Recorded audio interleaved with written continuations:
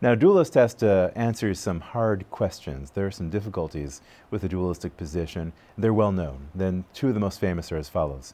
First of all, the problem of mind-body interaction. Because after all, it seems just obvious that mental and physical things interact. Sometimes I have the thought that I want to raise my finger, and lo and behold, my finger goes up. I have the thought that I want to say hello to my friend who I see across the street, and I say hello to her, a mental phenomenon causing a physical change, and it looks like the same thing could go in the other direction, a physical change bringing about a mental phenomenon, a physical change such as exposure to my retina from the photons that bounced off that person, and that caused the mental change of my thinking that I would like to say hello to my friend. But if mental phenomena are distinct from anything physical, it's not clear how mental phenomena could be causally interacting with the physical world. And yet it seems part of our common sense experience that minds and bodies interact all the time.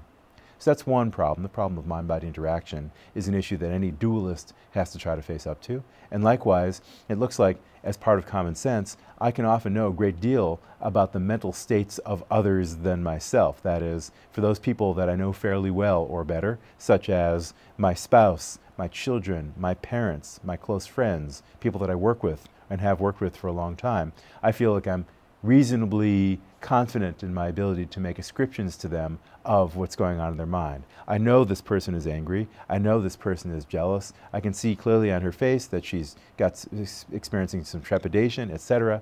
These are judgments that we make about one another all the time. I'm not saying we're always right.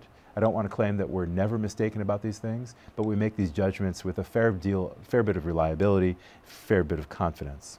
Now, that seems to be part of our common sense, but if you're a dualist, it becomes a kind of mystery how it's possible to know about anybody else's mind, because if minds are non-physical, one could, for example, never do better than to make a hypothetical judgment, a conjecture about what's happening with someone else mentally that can never be established, because after all, suppose you were to remove their brain from their cranium and look inside, all you would see would be neurons interacting with each other, never any thoughts, if you're a dualist. And so it looks like you'll never be able to establish conclusively whether or not any other individual than yourself has thoughts. And that seems to fly in the face of common sense, in the sense that many of us take it as part of our everyday experience that we know the thoughts of others and do so, generally speaking, not always, but generally speaking, with a fair bit of confidence. Now, as I mentioned earlier, the 20th century philosopher Gilbert Ryle wanted to try to show not that so much that Descartes had a mistaken view, but that he had a confused view about the nature of the mind. And in so doing, Ryle tries to push back against Descartes' dualistic position in order to show that the whole discussion about the relationship between the mind and the body is in a way on a wrong track. So Ryle wants to argue that Descartes' view about the nature of the mind is confused about what a mind is. And in particular, he wants to accuse Descartes of having committed what he calls a category mistake. And a category mistake, insofar as he describes a category mistake, it goes as follows. A category mistake is a confusion about the logical status of a concept.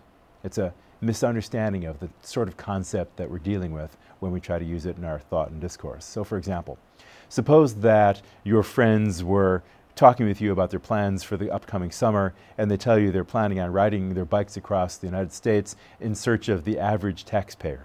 They hope to meet the average taxpayer and shake hands with that person and maybe be invited to dinner at her or his house, hang out with the average taxpayer, and then continue on the journey all the way to the other coast.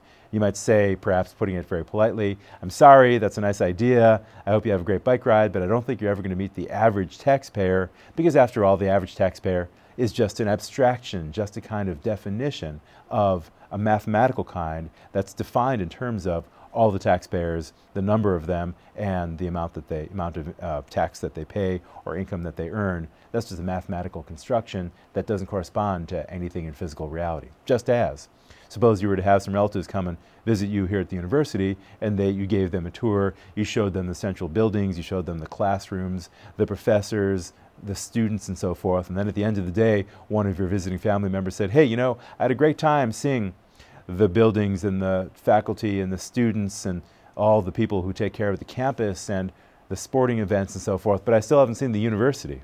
If someone were to say that, I think you'd feel that they're confused, because you might feel like The university just is all those things interacting with each other appropriately, efficiently, effectively. The university is not some extra thing over and above all the individuals that make it up. It's just those things interacting with each other in an effective and smooth and efficient way. So too, Raoul's going to argue, Descartes commits a category mistake in his thinking about the mind because he's construing the mind as a substance of a certain kind that's independent of all the physical things and tendencies that we have to do physical things throughout our lives. Insofar as he does that, Raoul claims, Descartes is confused about the nature of the mind and commits a category mistake about that very thing.